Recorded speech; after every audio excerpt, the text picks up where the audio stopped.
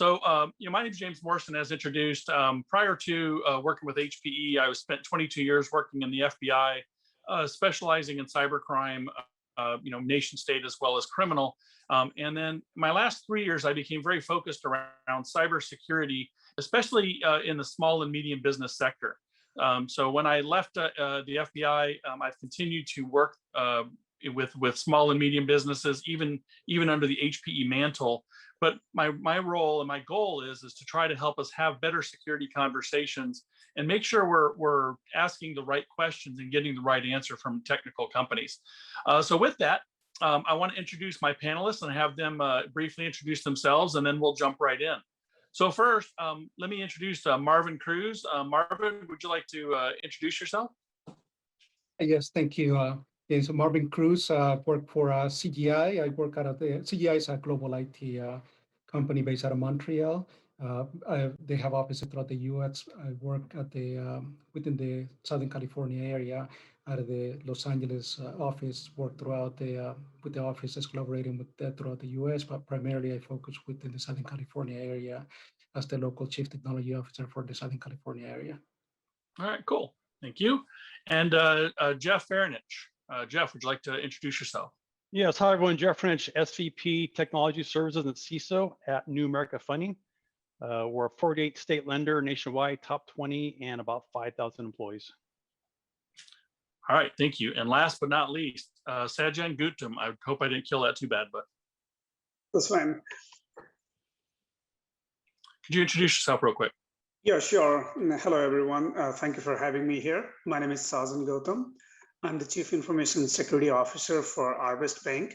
It is a regional bank, mid-sized regional bank, primarily concentrated around Oklahoma, Arkansas, Kansas, and Missouri.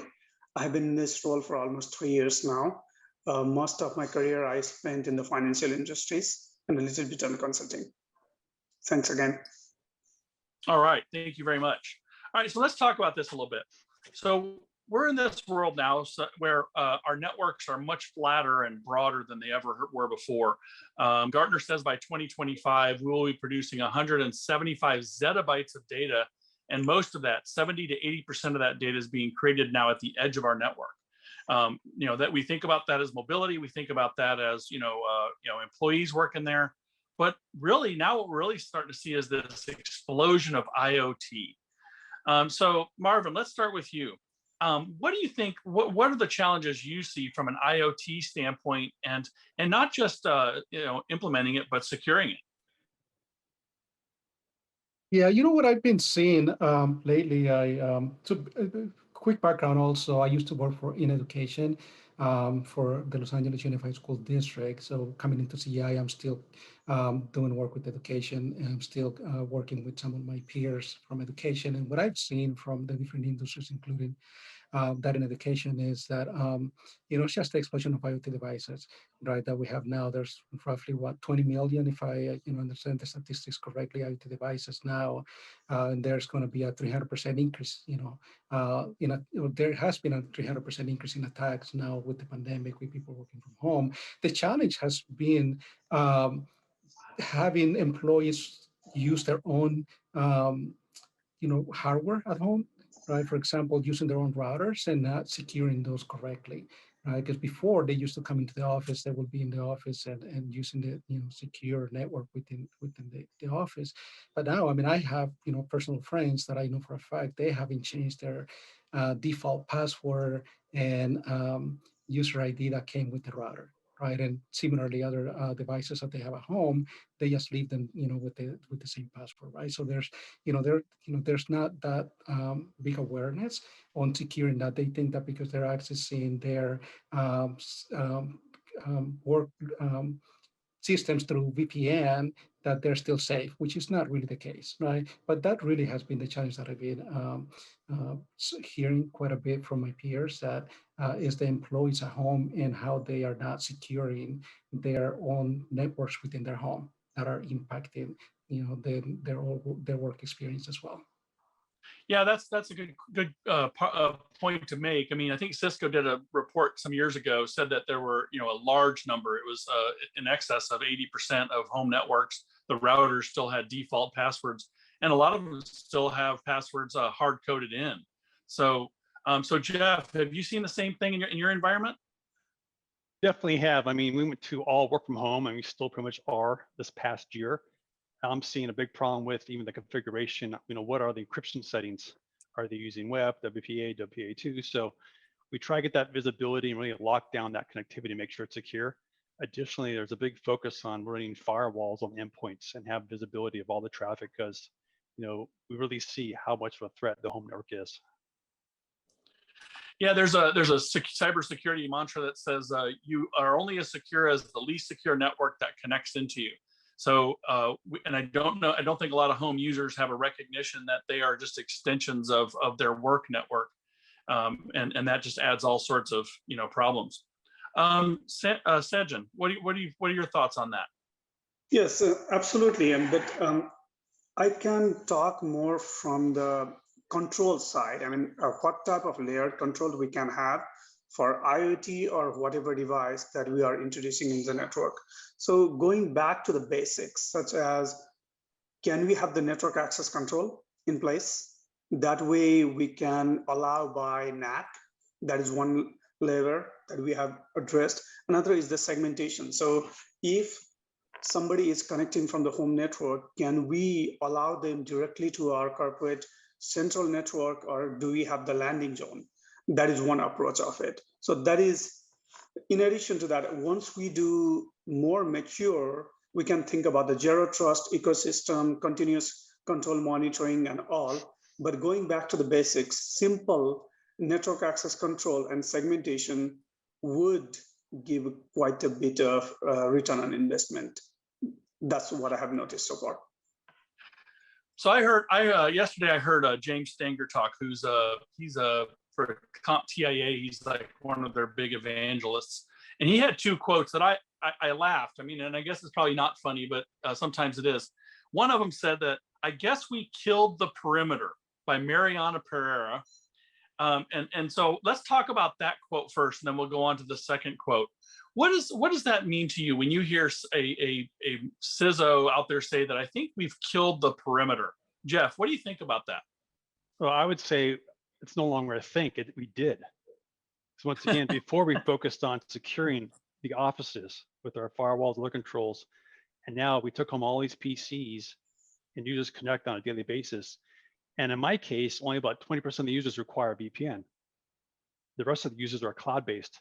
So I had to pivot really quickly, make sure I had IAM in place, make sure I had CASB in place, having those kind of tools for great visibility on what's the traffic going.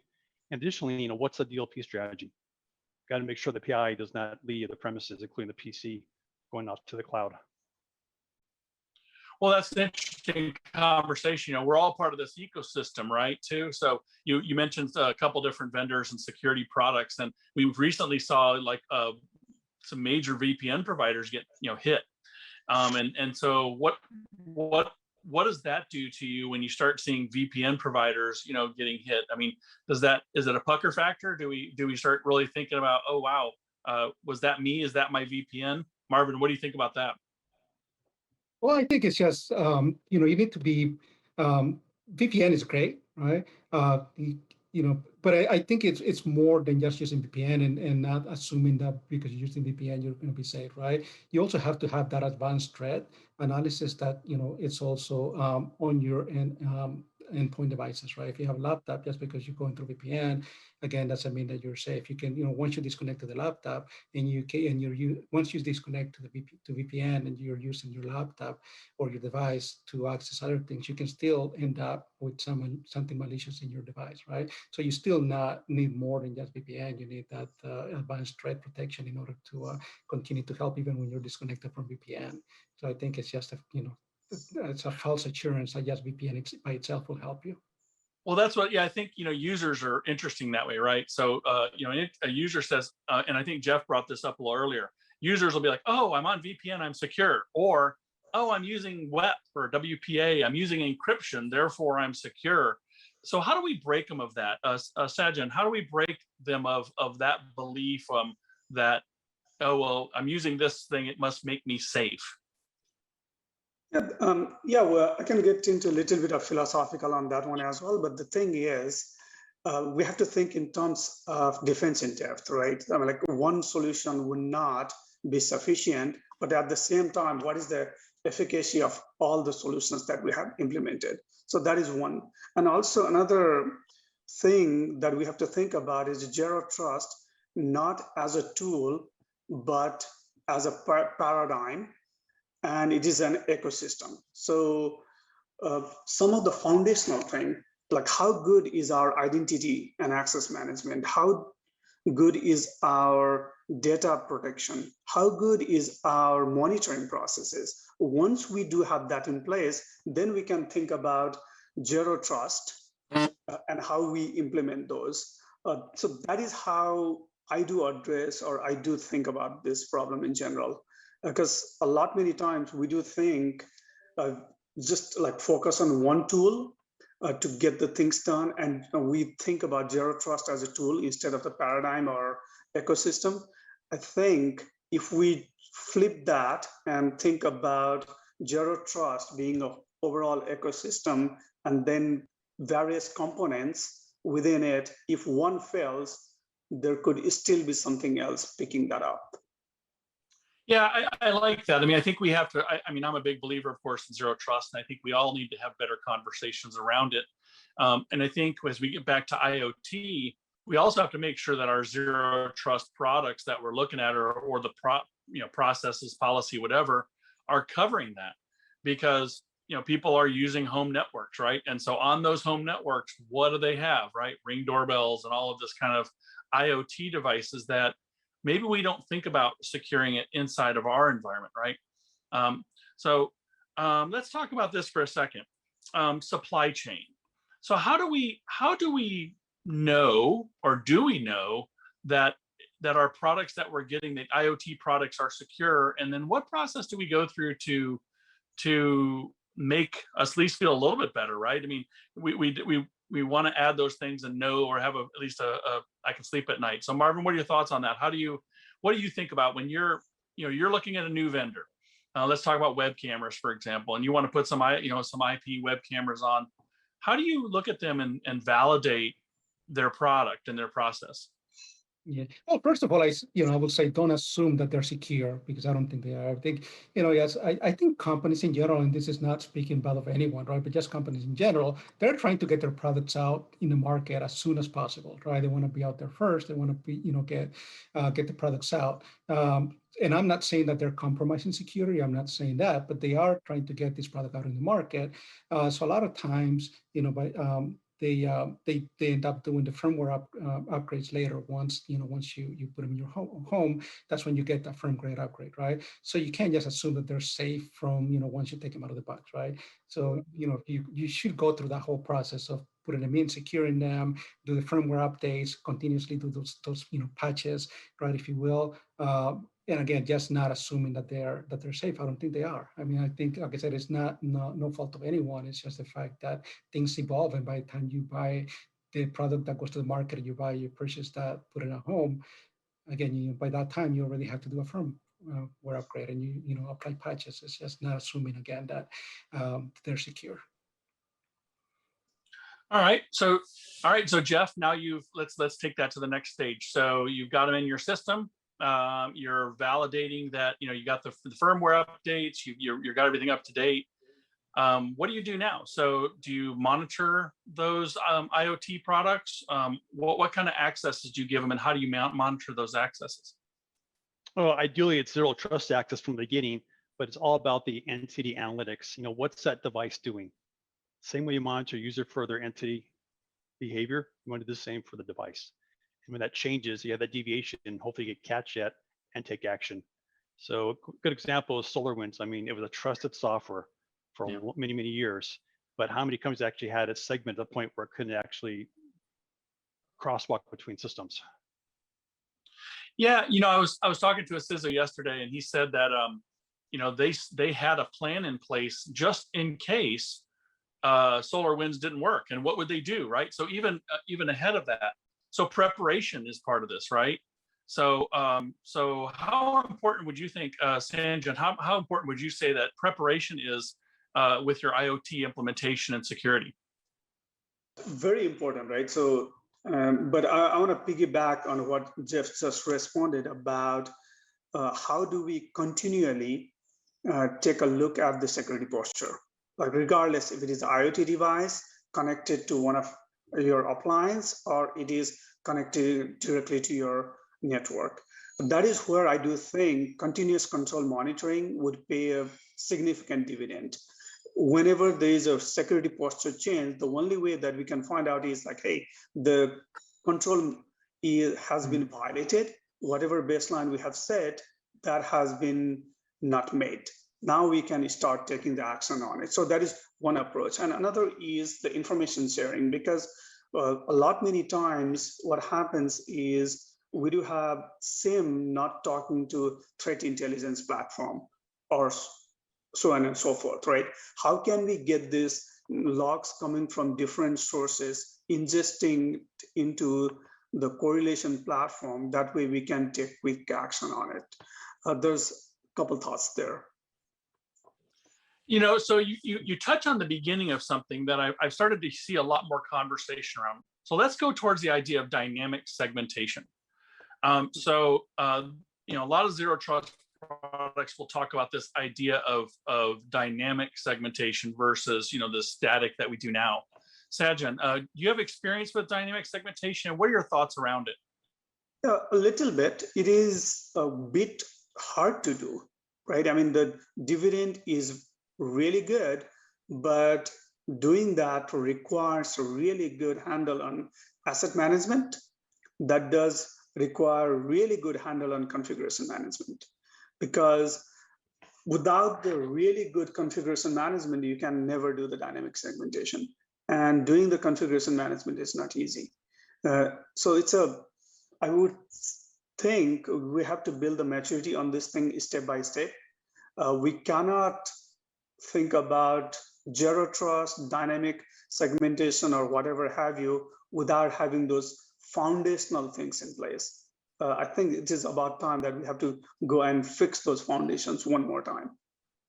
Yeah, I mean, foundational is we hear that a lot, right? So we hear a lot about, people are still the biggest security threat that we have, and people, and it's not, they're not necessarily, doing things malicious. It's just that they get caught up doing where they are, and just sort of get distracted.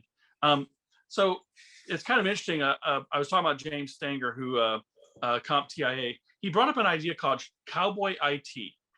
And he says that this is our problem. This is where we started, is around the idea of Cowboy IT, where we have shadow IT, we have, lack of governance. And the last thing that he talks about is a thing called technical debt. And what he means by technical debt is that whenever you pay too little for a product, you are going to pay for that somewhere down the road. So by sometimes paying for buying the cheapest thing, do we pay a debt further down the road because we spent too little on the front end? Marvin, what are your thoughts around that? Is that something that, do you believe in this idea of technical debt? There is such a thing as technical debt, I believe, and I don't know if it's always not the case, though, but sometimes you can get good deals still, right? So I don't know if that's always the case, but I do believe in technical debt, and there is a point to it. That if you depending on what you get, you end up, depending on what you pay, right? There's a saving, right? You can pay for, right? But Jeff, if I made that kind of, it's actually a good segue into one of the questions that's on the chat, if I may. Jeff Paul in the chat was asking, do you recommend that your cyber insurance policy include all network attached IoT devices? What do you think, Jeff? That's interesting. So I just renewed my policy in the last couple of weeks, and I did not go to that level for all IoT. It includes multiple organizations, but that's probably a good point. If you get down to the identity, what is every individual, what is every device connecting? So I have not seen insurance policies get to that extent yet, but we probably will in the future. Yeah, that's a good point, right? So how, I guess until our IoT product causes us a major problem, right? will insurance companies, when will they leverage in that direction, right? When will they start saying that they see it as a risk? I mean, we see it as a risk from security standpoint, but does the insurance company see it? I wonder, there's a huge question around there is, when will insurance companies change the way they view risk in a cyber world, right? So there's a conversation around that. So I think I'd like to see where that goes. Let me throw out another quote. So another quote said that a CISO from, I think it was from Sync, which is one of the big banks. At this point, I assume everyone is connecting from Starbucks. So when you hear that, Jeff, what does that make you think about when you hear a CISO say, at this point, I assume everyone is connecting from Starbucks? James, let me pivot 1 minute, go back one last question. Okay, yeah. So when I renew my policy, I'm going through Cowbell Cyber now. They require a pre and post review of everything. So they require me to send them feeds of my systems to understand what the current threat is. So I think that's where cyber is going in the forward, is how can you assure a company by actually knowing and measuring on a constant basis what's the threat? No, I think that's a good point. And I've talked to some insurance companies, and that was what they wanted to know, is could they put an API into a system to measure risk, not just from, because right now a lot of times insurance policies are based upon you might fill out a questionnaire, and the insurance company says, okay, well, you answered yes to this question, then I'm going to do this, but they don't really feel like they know for sure. It's kind of like the, car insurance companies now have the little thing that can plug into your car to see if you really are driving like a good driver, right? Correct. Let's go back to the next question. Yes, I do view all users as working from Starbucks or really from anywhere. And beyond that, I've seen users become very transient. I have users who were, particularly in the past, stationed within the US. Now they relocated out of the country for months at a time because the work environment allows you to work from anywhere. And then, we have the risk now, the geo risk is what's the threats from other countries that aren't considered as safe as US. Well, that's a good point. And so context changes, right? So now it's not just working from within our network. It's working outside of our network, but now it's even working even further. Now we also have to wonder, how is their traffic being sniffed, for example, from in another country? And then we get into that question of encryption, right? So VPNs, can I use a VPN in certain countries? The answer is no, right? So how do we manage that? So Sajan, how do you manage that? How do you think about that context and that remote worker that might be truly really remote? How do you handle that in your network?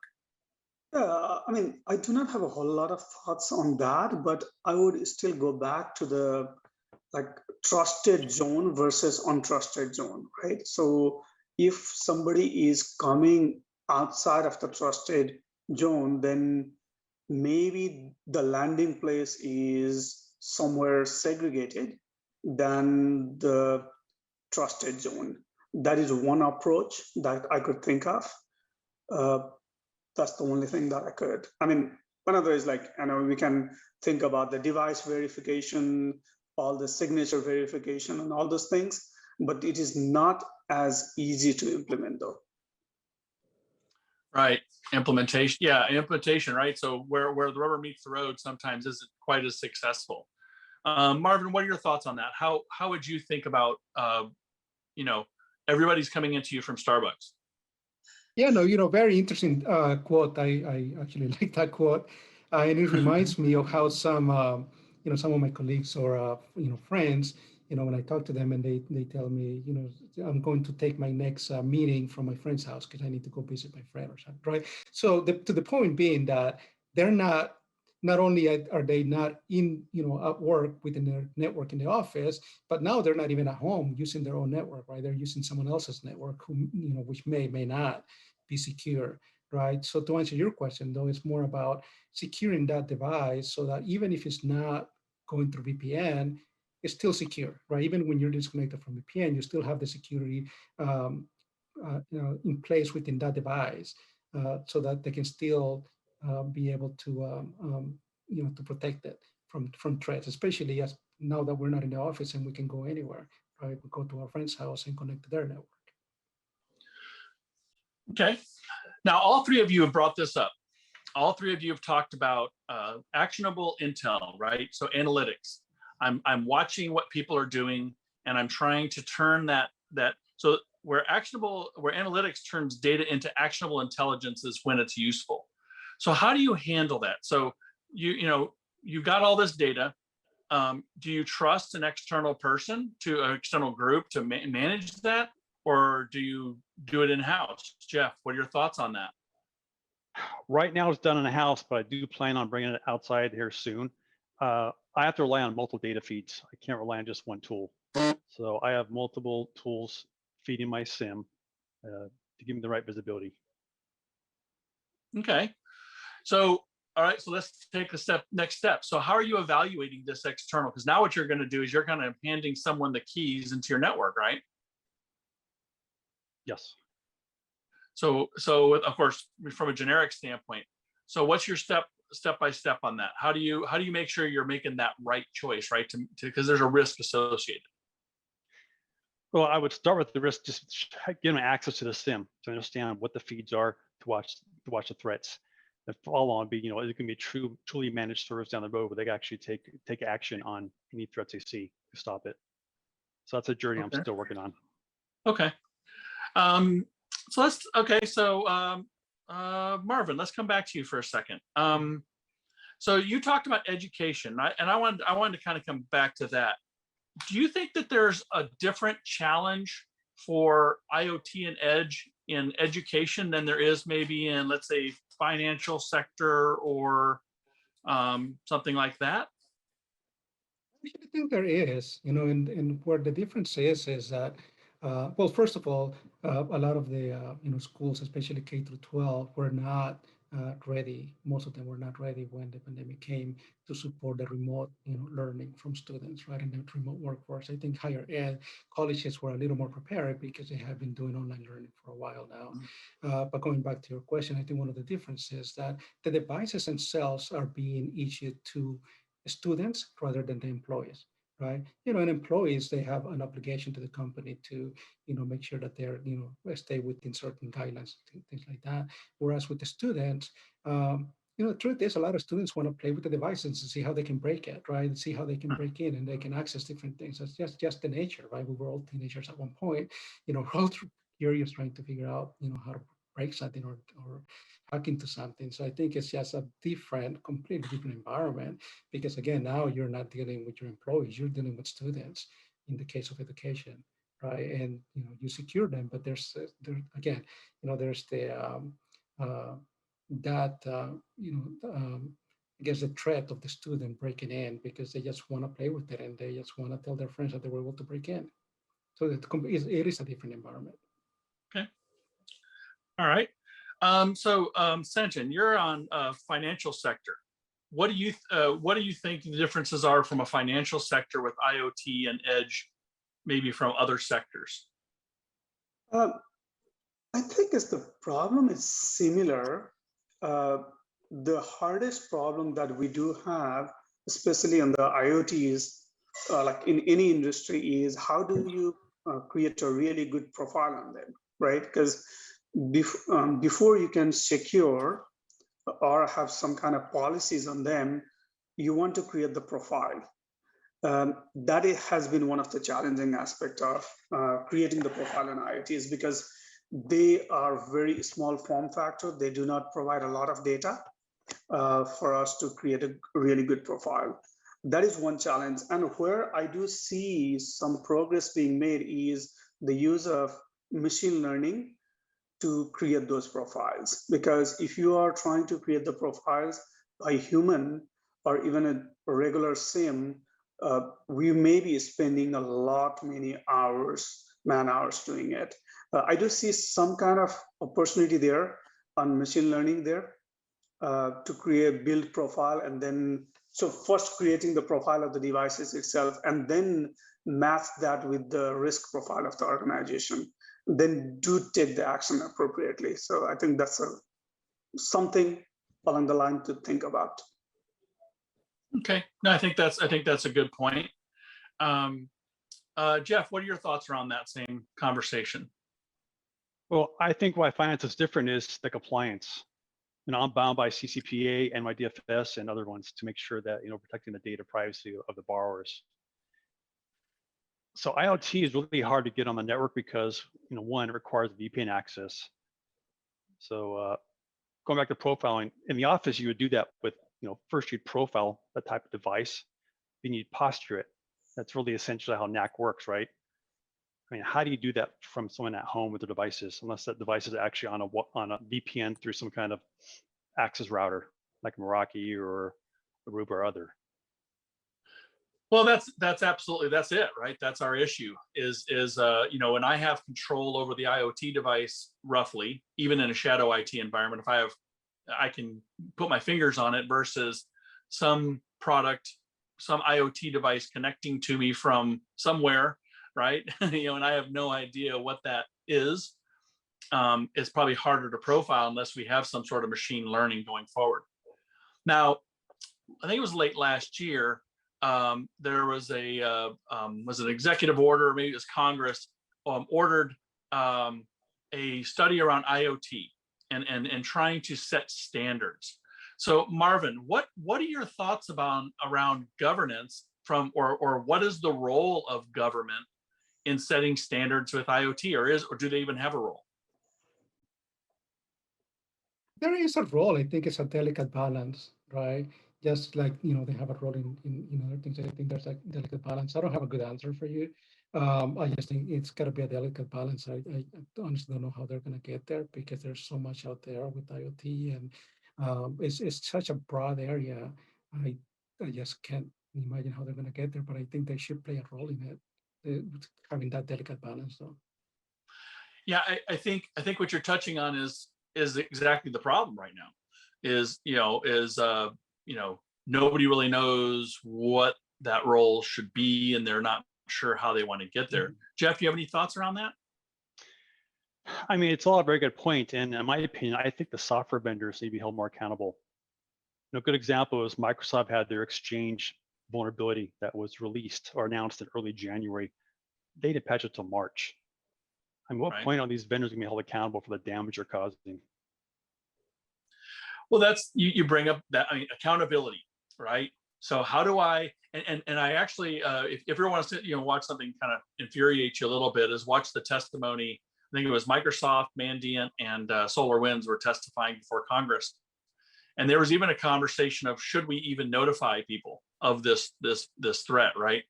And here's another delicate balance. How do we encourage companies like Microsoft to share intelligence, but at the same time don't make them accountable or scare them away from sharing the intelligence because they're afraid they might be held liable for it? That's I think another conversation that's out there. So financial sector, you talked about being held accountable. Sarbanes-Oxley, right? So you've got requirements around that. CCPA. There's supposedly a new privacy law in Virginia that's even more restrictive than CCPA that's supposed to go into effect. Sajan, how do you balance that? How do you, as a security officer, how do you navigate all of these sort of threads that you have to go through and make sure you don't step on a landmine along the way? I don't know. I mean, honestly, I do not have the answer, quick answer for that, because it is complex. There are some duplicative, and as long as there is no conflicting regulation and rules, I do feel comfortable that, hey, it's a duplicative, but at least it's not complicated. I do not have the answer for that. I mean, I'm still trying to figure that out. Yeah, it's we call it the resume generating event, right? We all, we fear it in a way, but at the same time, is it inevitable? Is it just like, well, I guess that happened? I mean, I've seen so many cases where a CEO makes a mistake and they also hold the CISO or the CIO accountable. but is it right? Is it wrong? I don't know. I think you're right. We're kind of in a weird world there of that. So I got another story. Somebody told me that the world we live in IT is like a zombie movie. So pick your favorite zombie movie. And what that means is that at any point in time, any product in your network could all of a sudden rise up and attack you. So Marvin, what do you think about that? What is your thoughts around the zombie metaphor with IT?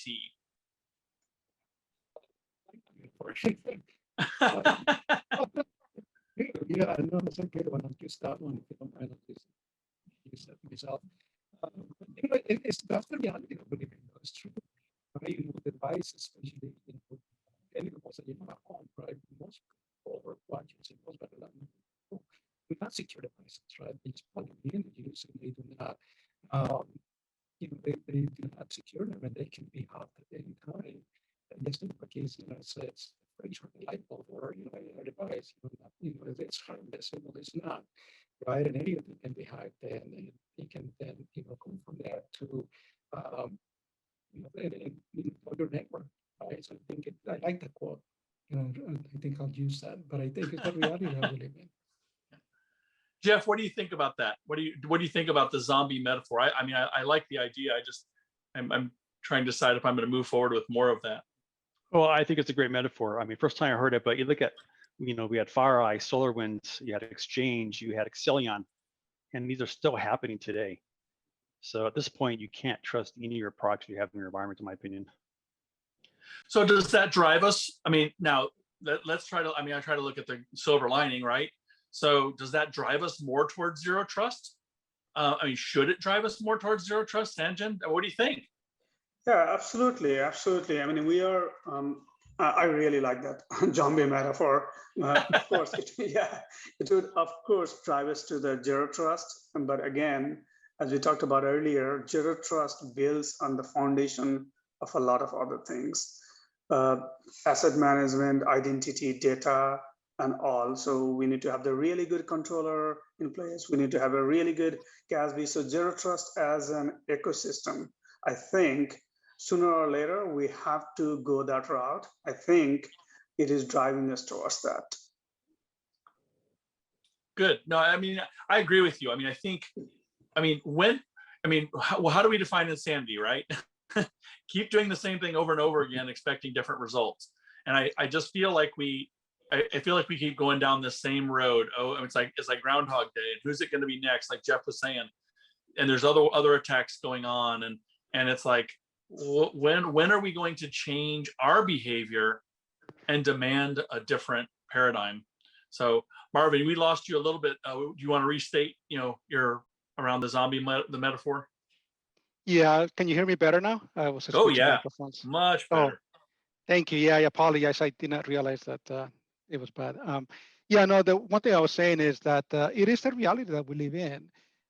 Right, that we have all these devices at home, and as the regular user, we just plug them in, and we don't secure them the way they should be secure. And at any moment, any of those can misbehave, can be hacked, and it can that can go through our network. But I think I was saying that it's just the world that we live in, that we have all these devices that are connected to our networks at home, and the regular user, most of them do not secure them. Right. I love the quote though. Thank you. And James, to add on, I'm seeing the regulators ask about their partners, like say New American, do you have these controls in place, or do you have this threat? Even this week, I got asked by New York Department of Financial Services, do I have Pulse Secure in place? Luckily, I didn't, but they're becoming much more active in what's going on. And we talked last week, James, about even the FBI 2 weeks ago went out and remotely connected to hundreds of servers to get rid of the web shell for Exchange. So we're seeing third parties become much more active in identifying threats and notifying and partnering to take care of the threat. Well, let's touch on that a second. You brought up the FBI thing, right? So good, bad, and different. Sajan, what do you think? If you were all of a sudden, somebody popped into your network and deleted a web shell, it's the FBI, but what does that mean? How does that make you feel? I don't know. I would not feel very comfortable about that. But at the same time, I want to go back a little bit on how we are focusing in general in information security as well, right? Because a lot of the times we are focusing on identifying a protection and detection, but not paying enough attention on response and recovery capabilities. That may be something we need to think about, right? So when the zombie attack happens, are we just going to protect the zombie attack or detect the zombie attack, or are we going to build capability to respond to those and recover from those? So I think we need to think from the whole resiliency perspective, not just protection and detection. I think that's a little bit of mind shift, mind shift, as well as tools needed in that direction as well, right? Because we are talking a lot about security automation, orchestration, and all, but the progress has not been made a whole lot. I mean, even if you look at the technology landscape today, a lot of these new vendors coming in, most of those vendors are either in the protection or detection space, not a whole lot on response and recovery. I think that needs a little bit of more attention to. Sorry, well, that's a good point. I did not answer the question that you asked. I digressed, but that's no in my mind. No, that's okay. No, because it leads me into a good question, right? So, I mean, I think you're right. So how do we? And this is, I've heard this a number of times, is we need a new analytics model, right? So we need a new goal. I mean, because our goal overall is to have this actionable intelligence, right? And we've all talked about monitoring, but if the monitoring, so I read a report that said that like 60 or 65% of companies that have been hacked had a SIM or a SOAR in place, but the amount of data they were receiving was so much that they couldn't filter out the good amongst the noise. So I think that's where we're going, right? So whether it's IoT, whether it's people connecting from outside the United States, and I think we talked about machine learning and AI, we keep hoping for the next good thing to get us there, so that my IT staff isn't so overwhelmed that, I mean, because you give your IT staff 100 more alerts in a week, they're going to be like, I'm not doing that. I'm done. I can't do it. So I think you're absolutely right. So so I want to also encourage you, if you have questions, drop them in the chat below. Marvin is monitoring for me to make sure that those things are happening. But so let's talk about real quickly, what do we want to take away, right? So I'm going to start with Jeff. So I want you to think about this a second. So we know where we are. We see this problem. We look out there at this forest of IoT and edge and this cloud. Going forward, what are 2 or 3 things that you would encourage every listener to say, you know what, I got to do these things in order to be better in the next year? What do you think? Well, I think where we're going is not just work from home, it's work from anywhere, from any device. So that's the model I'm trying to get to with more virtual desktop infrastructure, basically putting the workload in somewhere in the cloud that you could access from an insecure device, but still secure the data and the experience for the user. Okay, I like that. So using cloud and using secure cloud through VDI. Okay, I can see that. Marvin, what are your thoughts? Where are we going? Where do we need to go? What are maybe it's a technology that's out there. What are you thinking? Yeah, well, I think first of all, I think it I would say do a bigger outreach to your employees and do just education. Do a bigger educational outreach to employees in general. I think that's one thing that has been very useful in my from what I've seen. So I would encourage others to do the same. And then also leverage your partners, leverage the security tools that your partners have. If you're using the cloud, leverage some of the tools that they have as well, right? But take advantage of your partners, your vendors and partners to help you with some of that. You're not doing this on your own. So I would say leverage your partners. Okay. Sajan, last, definitely not least, what are your thoughts? Where do we want to take away from this? Yeah, so there are several things. One is build the foundation, go back to the basic. The second is think of Zero Trust as a journey, not a tool. It goes through multiple iterations to actually implement a Zero Trust. Think about the same thing with security orchestration automation as a process, not as a tool. And then also think about continuous control monitoring. That way, if something changes, you would immediately know and take action on it. That is where the actionable intelligence meets the action, right? Because otherwise, it just becomes the intelligence. We cannot take the action on it. That's a good point. I mean, I can tell you the number of times I went out on responses with the FBI, and we'd go to a company and they'd say, well, we have abnormal traffic. Now, y'all can think about what my next question was going to be. Well, what was normal traffic? And there were so many companies that had never baselined their network that they knew what abnormal was in reference to normal. So we have to have that. We have to know. I mean, for example, maybe it's how much of your traffic is SSH, right, or secure secure HTTP, right? If on a normal basis you have 4 to 7% of your traffic as HTTPS, and all of a sudden that number goes to 14%, it doubles. Is that a marker? Well, considering 90% of malware uses HTTPS as a communicator, could be, right? So I think that's when I say go back to basics, I absolutely wholeheartedly agree. We have to step back. Marvin talked about education, right? He talked about we do have to educate our people. We need to make them know and understand the threat. You've talked about the Zero Trust is a step-by-step process. It's a journey, not something that just happens. So I think that you've done a good job of kind of showing where we need to go. So are there any questions out there? Do we have any questions for the panelists, or maybe statement, comment on what we've covered? I don't see any questions, James, but I have one myself for you. What do you think about pushing policies throughout the enterprise for endpoints? Oh, I think centralized policy management is absolutely key. I think we're seeing a lot more of that even from firewall, and some of those kind of products, that because our networks are becoming broader or more east-west than north-south, right? We have to make sure that each policy is being implemented as close to the devices as possible, right? So if we're talking about device management, I can't allow this product to move all the way through my network and then do dynamic segmentation, right? I have to have dynamic segmentation closer to the edge. And I think what we're starting to see is cloud spread out from edge to edge as well, which is kind of cool, right?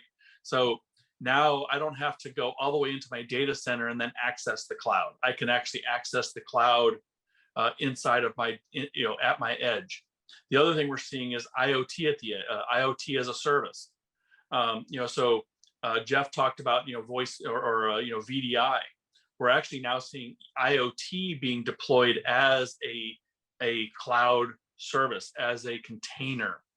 And I think there's some security conversation there that we could have about how to really secure IoT if every one of my IoT devices is actually just software running in the cloud, and I can just reload the instance and push like that way. So, and that way it also allows me to, is if you say it's a web camera, I can launch a container for a web camera, and you don't have the ability to snap out of that container if you want to do something non-web camera-ish, right? So the policy is built around that container.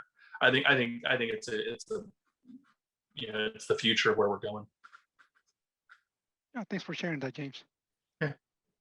Any other questions, statements? I mean, we're all here. I think you have our contact information. We'd love to have more of these conversations. Our goal, and I think Kim, first of all, for having us here, to talk about this, because I think IoT and edge computing is our reality, right? It's a challenge for us all. It just takes shadow IT to a totally new world. And we are going to have, if you're not trying to manage it now, you're going to have to manage it in the near future. So, all right, let me do it this way then. Parting words, Sajan, what do you got? What is your parting words for our audience? I'm sorry, I didn't catch that. Sorry. Oh no, that's cool. I'm just gonna give parting words. I'm gonna give you your last sound bite. Yeah, sure. I would again repeat, go back to the basics, build the foundation. So some of the things like, as you said earlier, if you do not know what the normal looks like, then how would you know what is abnormal? So going back to the basics, like configuration management and all those things, I think we need to go that route one more time. Jeff, last sound bite. Well, I'll second what Sanjay said. If you're not focusing on CIS 20 as your basics, take a look at it again, because that does cover 80% of the threats. But beyond that, I mean, I think machine learning, AI, that's definitely key to handle the volume of logs we're seeing in events. All right, Marvin, what are your thoughts?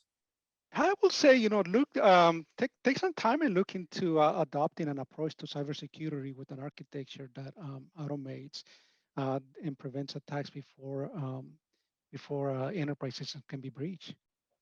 And that's that goes back to policy and pushing out the policies that you were talking about, James. All right.